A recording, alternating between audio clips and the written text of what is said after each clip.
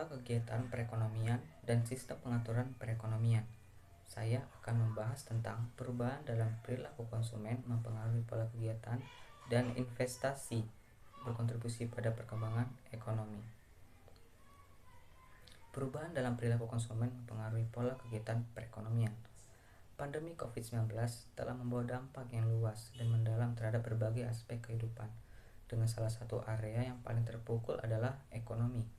Sebagai respon terhadap potensi dampak yang merata di kalangan masyarakat, pemerintah telah merespon dengan mengimplementasikan kebijakan pembatasan sosial.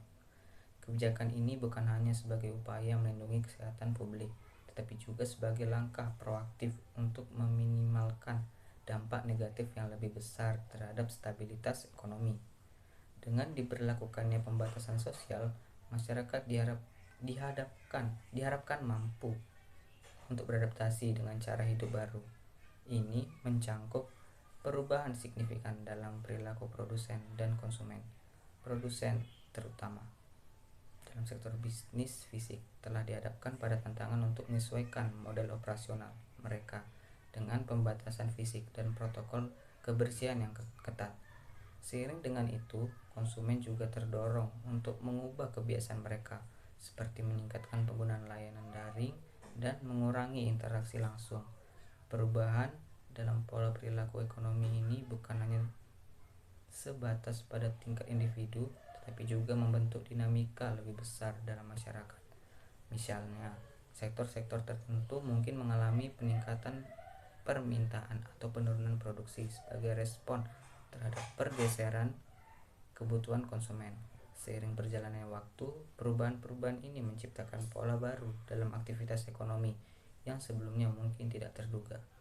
Namun, di tengah perubahan dan ketidakpastian, pemerintah juga berperan aktif dalam menciptakan langkah-langkah kebijakan untuk merespon dinamika ekonomi yang berkembang. Ini melibatkan pengaturan lebih lanjut terkait dengan bantuan keuangan, stimulus ekonomi, dan dukungan kepada sektor-sektor yang paling terdampak. Selain itu, upaya pemerintah untuk mengkomunikasikan informasi yang jelas dan memberikan pedoman kepada masyarakat juga menjadi faktor kunci dalam membentuk pola perilaku ekonomi yang lebih terarah. Dengan demikian, pandemi COVID-19 tidak hanya mengguncang fondasi ekonomi, tetapi juga merangsang terbentuknya pola perilaku baru yang mencerminkan adaptasi masyarakat terhadap tantangan yang dihadapi. Selama pemerintah terus merespon secara proaktif dan adaptif, harapannya adalah bahwa ekonomi dan masyarakat dapat pulih dan berkembang di tengah perubahan dinamis ini. Selanjutnya, saya akan membahas tentang investasi berkontribusi pada perkembangan ekonomi. Teori investasi menurut Adam Smith. Adam Smith mengemukakan bahwa investasi dilakukan oleh pemilik modal dengan harapan memperoleh keuntungan. Keuntungan masa depan dipengaruhi oleh kondisi investasi saat ini dan keuntungan aktual. Smith meyakini bahwa keuntungan cenderung menurun seiring dengan kemajuan ekonomi. Saat laju akumulasi modal meningkat, persaingan antar pemilik modal meningkat. Hal ini mengakibatkan kenaikan upah dan penurunan keuntungan yang diperoleh. Pengaruh PMA terhadap pertumbuhan ekonomi. Hasil analisis regresi pada variabel PMA menunjukkan hasil yang signifikan dengan arah positif.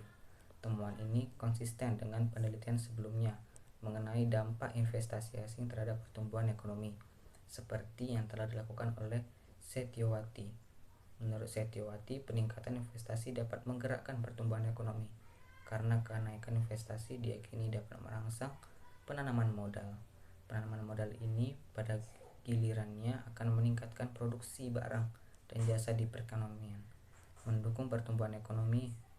Oleh karena itu, setiap wilayah membutuhkan investasi untuk meningkatkan kualitas produksinya dengan penanaman modal yang merata di berbagai sektor ekonomi guna memperluas pasar dan meningkatkan daya saing. Pengaruh PMDN terhadap pertumbuhan ekonomi. Hasil analisis regresi pada variabel PMDN menunjukkan bahwa dampak yang tidak signifikan terhadap pertumbuhan ekonomi. Hal ini mungkin disebabkan oleh kenyataan bahwa PMDN bukanlah satu-satunya faktor yang signifikan dalam mendorong pertumbuhan ekonomi di Indonesia. Penggunaan PMDN untuk membangun seringkali kurang tepat sasaran, sehingga tidak efektif dalam meningkatkan pertumbuhan ekonomi. Temuan ini sejalan dengan penelitian yang dilakukan oleh Jamzani yang menunjukkan bahwa investasi PMDN tidak memiliki dampak signifikan terhadap pertumbuhan ekonomi regional pasca otonomi di Indonesia pada periode tahun 2000 sampai 2003. Pengaruh tenaga kerja terhadap pertumbuhan ekonomi. Variabel tenaga kerja menunjukkan dampak yang signifikan terhadap pertumbuhan ekonomi, sesuai dengan penelitian sebelumnya oleh Sodik. Sodik menemukan bahwa tenaga kerja dilihat dari proksi angkatan kerja memiliki pengaruh yang signifikan terhadap pertumbuhan ekonomi di Indonesia. Dari perspektif produksi, keberadaan tenaga kerja dianggap sebagai salah satu input atau faktor produksi yang penting. Peningkatan jumlah kerja dapat mempercepat laju pertumbuhan ekonomi karena mereka merupakan pelaku dan pengelola faktor produksi lainnya. Pengaruh ekspor neto terhadap pertumbuhan ekonomi. Variabel ekspor neto menunjukkan dampak yang tidak signifikan terhadap pertumbuhan ekonomi. Temuan ini sejalan dengan penelitian yang dilakukan oleh Susanti yang menunjukkan bahwa ekspor neto berpengaruh positif tetapi tidak signifikan terhadap pertumbuhan ekonomi. Penurunan ekspor neto dapat disebabkan oleh penurunan permintaan terhadap barang dan jasa di luar negeri yang berakibat impor lebih besar daripada ekspor. Hal ini dapat mengakibatkan penurunan produksi barang dan jasa serta dampak negatif terhadap pertumbuhan ekonomi. Hari ini saya akan melanjutkan materi yang disampaikan oleh sebelumnya, yaitu kebijakan moneter dan fiskal serta regulasi ekonomi berperan dalam menjaga stabilitas dan mengatasi tantangan ekonomi. Dan selanjutnya, sistem pengaturan perekonomian dapat menyesuaikan diri terhadap perubahan global seperti krisis keuangan atau pandemi. Kebijakan moneter merupakan suatu serangkaian langkah strategis yang dilaksanakan oleh bank sentral suatu negara guna mengatur pasokan uang yang berada di lingkungan ekonomi. Tujuan utama kebijakan moneter ialah mencapai dan mempertahankan stabilitas harga, merangsang pertumbuhan ekonomi yang sehat, serta menjaga stabilitas keseluruhan sistem keuangan. Dalam pelaksanaannya, kebijakan moneter melibatkan beberapa instrumen yang dapat disesuaikan dengan keadaan ekonomi yang sering dihadapi. Salah satu instrumen utama ialah menaikkan atau menurunkan suku bunga yang menjadi kendali utama bank sentral tersebut. Dan yang kita harus tahu ialah beberapa instrumen kebijakan moneter mencakup, ada 3 yang mencakup kebijakan moneter ialah 1. Suku bunga, 2. Cadangan bank, 3. Rasio cadangan wajib. Suku bunga yaitu menurunkan suku bunga untuk mendorong pertumbuhan ekonomi dan menaikkan suku bunga untuk mengendalikan inflasi. 2. Cadangan bank.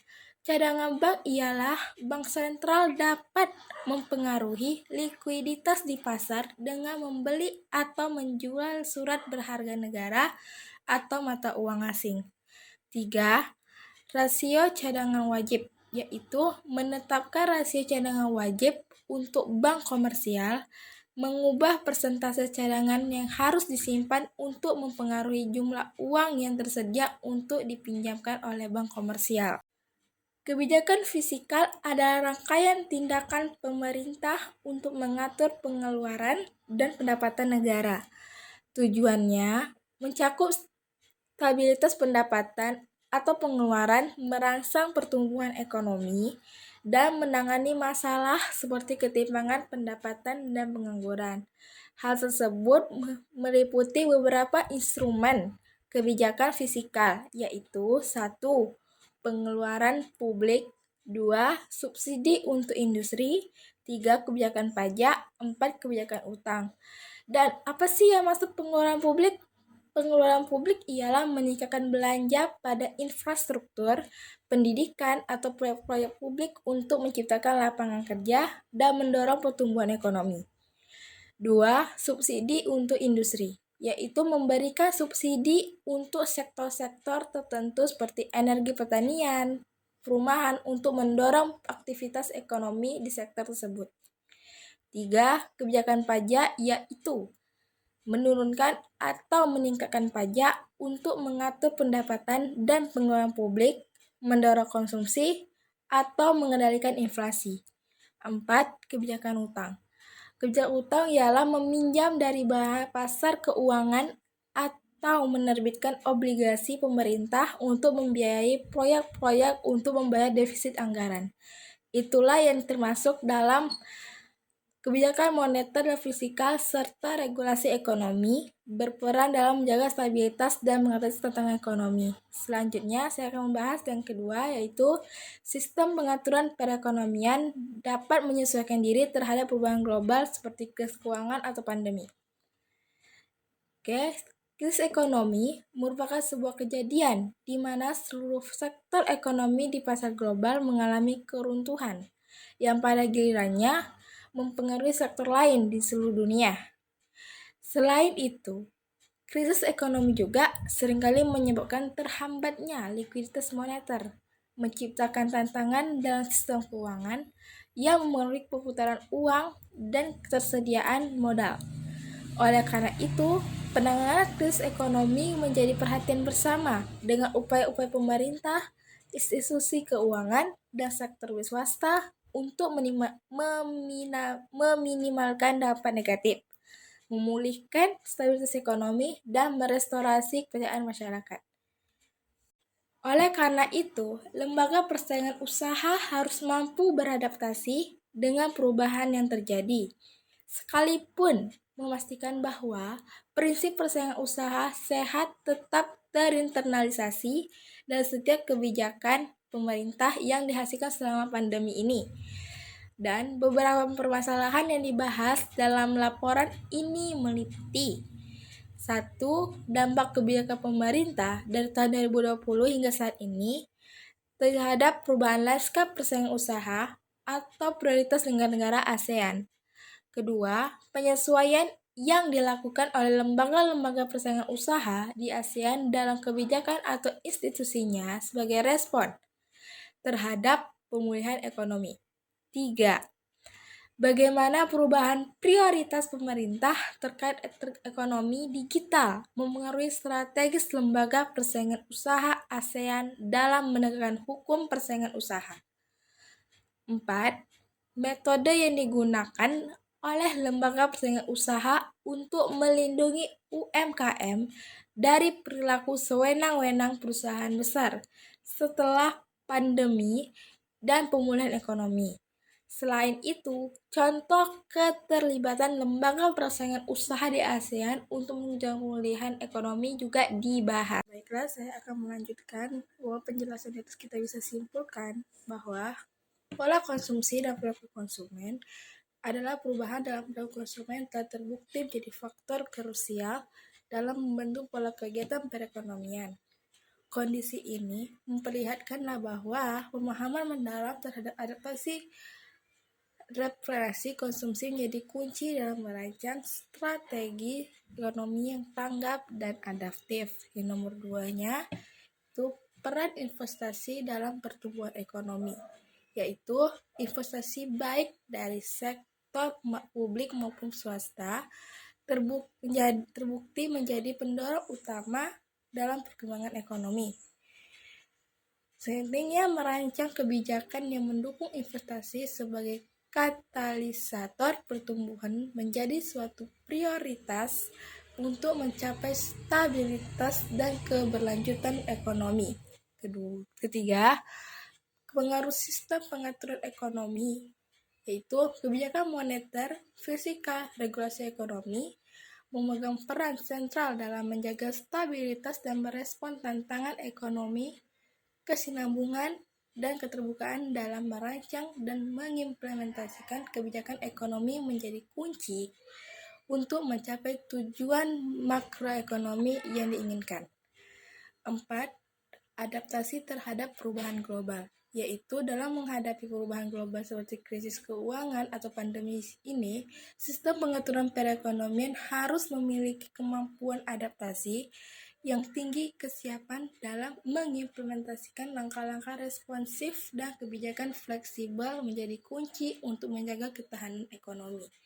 Dan itulah yang termasuk penjelasan di atas yang dapat kita simpulkan. Terlebih terkurang saya mohon maaf. Wassalamualaikum warahmatullahi wabarakatuh. Bye bye, see you.